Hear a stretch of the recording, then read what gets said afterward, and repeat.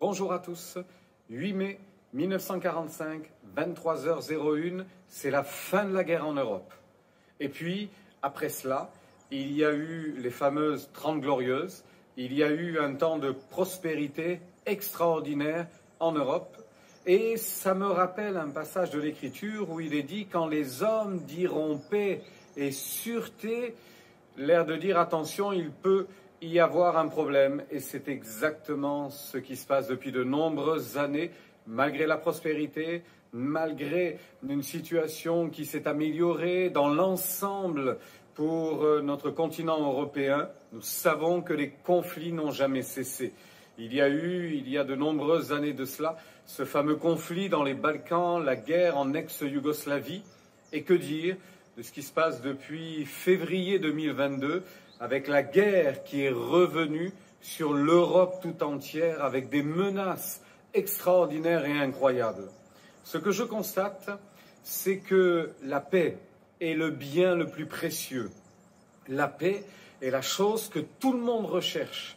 La paix est ce que nous chérissons, ce que nous désirons, et c'est bien naturel.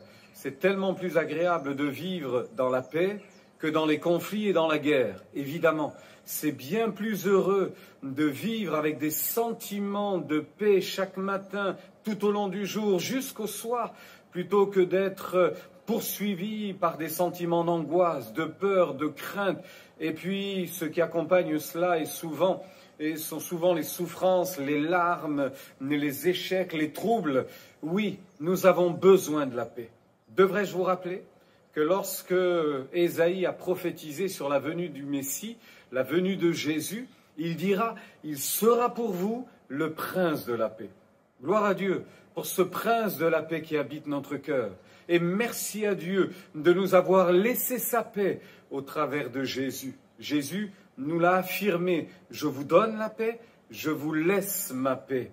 Je pourrais également vous citer plein d'autres passages de l'Écriture où il nous est dit que à celui qui est ferme dans ses sentiments vis-à-vis de Dieu, Dieu assure la paix.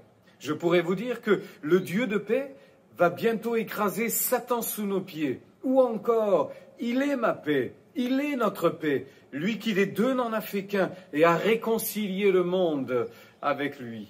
Alors, que Dieu soit béni pour la paix qu'il nous a donnée. Et aujourd'hui, en ce 8 mai 2023, souvenons-nous de la paix que nous avons en Jésus. Souvenons-nous qu'il est notre gage de paix. Souvenons-nous qu'il demeure pour nous le prince de la paix.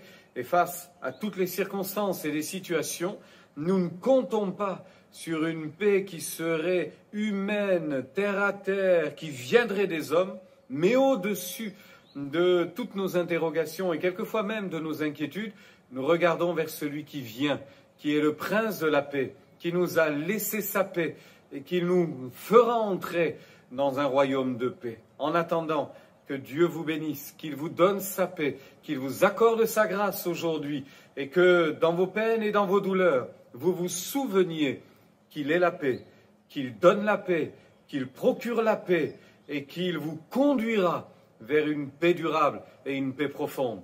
Bonne journée bénie.